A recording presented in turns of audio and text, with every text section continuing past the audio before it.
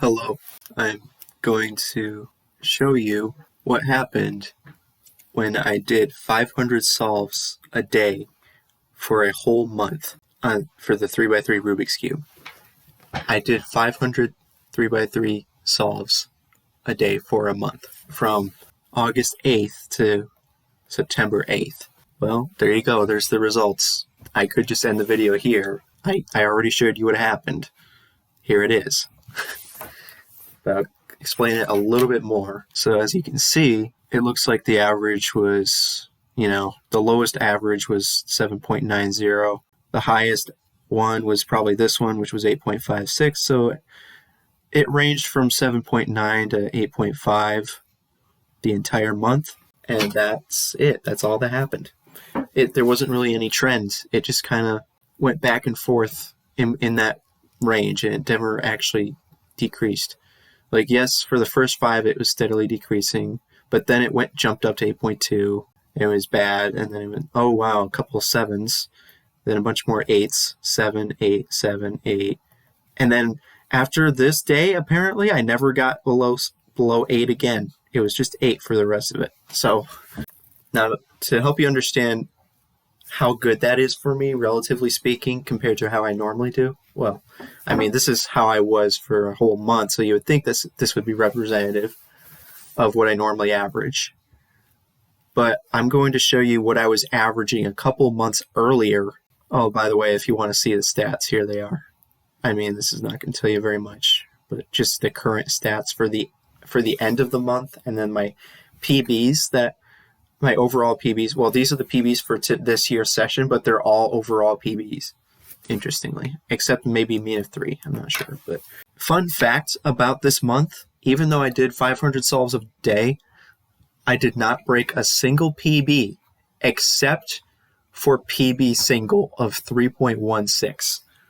That's the only PB I broke during that period of time. Okay, so now I'm going to show you what I was averaging in April and May. This was done, this month of cubing was done in August and September.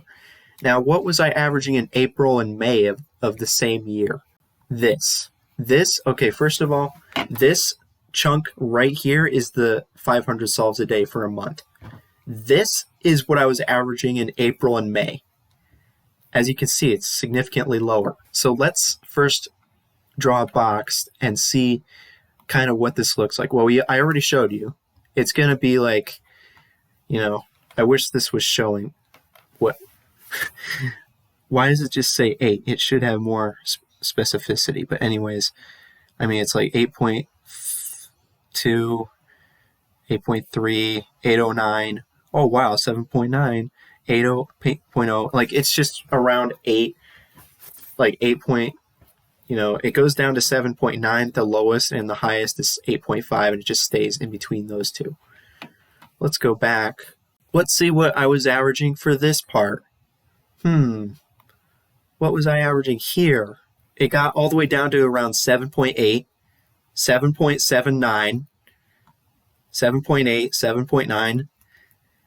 So the point is, I was averaging maybe around 7.8 during this part. But during this part, I averaged like 8.1. So, awesome. That's just great. Another fun thing to look at is dates, histogram.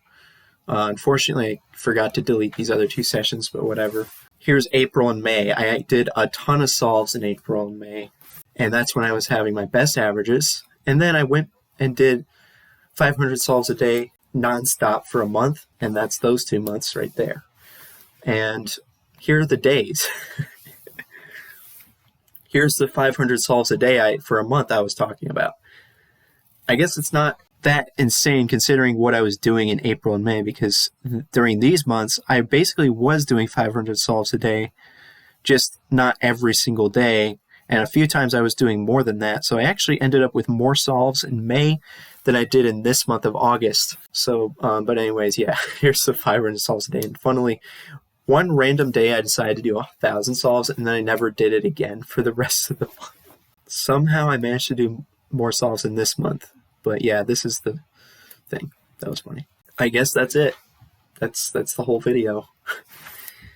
I guess I should also explain that the cube I was using may have had something to do with how bad my average was. I was using I think it's Moyu WRM Maglev. I think that's what I was using because that was a new cube I bought.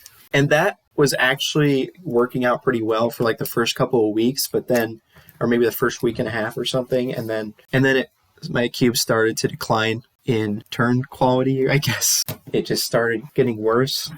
And then I actually switched to one of my old cubes, which was the GAN XS or something. It was one of my old cubes, and it actually was working really well.